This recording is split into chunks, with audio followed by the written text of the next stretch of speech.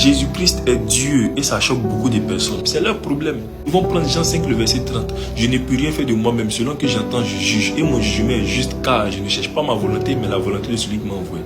Et il pose la question aux chrétiens de savoir si Jésus est Dieu là, pourquoi Jésus dit je ne peux rien faire de moi-même? Donc Dieu ne peut rien faire de lui-même. Une question anachronique, au regard rocambolesque et bancal. Toi-même, tu es venu poser question là. Tu as oublié que c'est parce qu'il y a l'esprit de ton corps que tu arrives à poser question. Une fois que l'esprit là quitte le corps là, dis-moi une chose que ton corps peut faire de lui-même. C'est la même chose. Avant d'aller au verset 30 de Jean 5 là, venez au verset 19. L'Écriture nous dit, Jésus reprit la parole et leur dit, en vérité, je vous le dis, le Fils ne peut rien faire de lui-même. Il ne fait que faire ce qu'il voit faire au Père. Et tout ce que le Père fait, le Fils le fait pareillement. Parce que le Père c'est l'esprit et le Fils ça c'est le corps dans lequel il y a l'esprit. Voilà pourquoi Jésus disait dans Jean chapitre 14, le Père demeure en moi. Donc le Père demeure dans le Fils. Et tout ce que le Fils fait là, c'est le Père qui fait à partir du Fils. Parce que le corps est le reflet de l'esprit. L'esprit qu'on ne voit pas là, on le voit à partir du corps. Parce que tout ce que le corps fait, c'est l'esprit qui communique sur le corps. Tout simplement, Jean 14, verset 7 nous dit quoi? Jésus dit, si vous me connaissiez, vous connaîtriez aussi mon Père. Et dès maintenant, vous le connaissez et vous l'avez vu. Philippe lui dit, Seigneur, montre-nous le Père et cela nous suffit. Toujours il voit Jésus parler de son Père. Il dit, Jésus,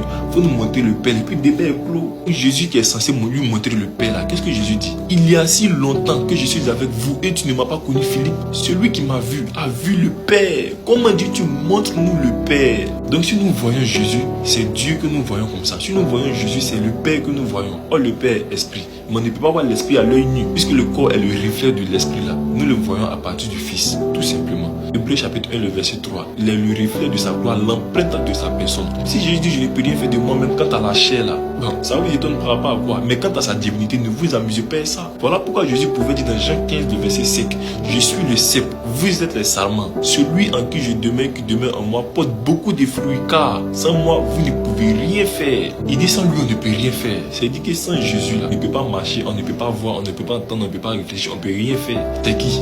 Toute l'écriture fait mention de la divinité du Seigneur Jésus-Christ. Jean chapitre 8, le verset 46.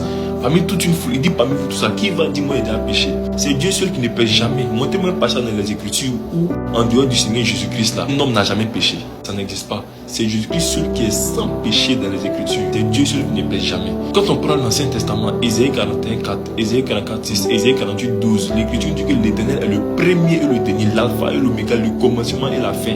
Quand on vient dans le Nouveau Testament, Apocalypse chapitre 1, le verset 17 à 18, Apocalypse 21, verset 6, Apocalypse 22, verset 13, l'Écriture dit que Jésus-Christ, il est le premier et le dernier, l'alpha et l'oméga, le commencement et la fin.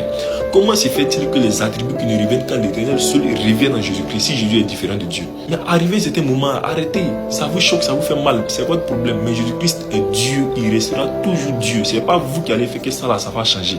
C'est ce que notre livre de foi nous dit. Et nous croyons en ça. Nous disons Amen à ça. Jésus-Christ il est notre Dieu, il est notre Sauveur, il est notre Seigneur. Il y a tellement de versets. Même quand on prend encore Deutéronome 10, le verset 17, l'Écriture dit que l'Éternel est le Dieu des dieux, le Seigneur des seigneurs. Apocalypse 17, le verset 14. Ils combattront contre l'agneau, mais l'agneau les vaincra parce qu'il est le Seigneur des seigneurs, roi des rois.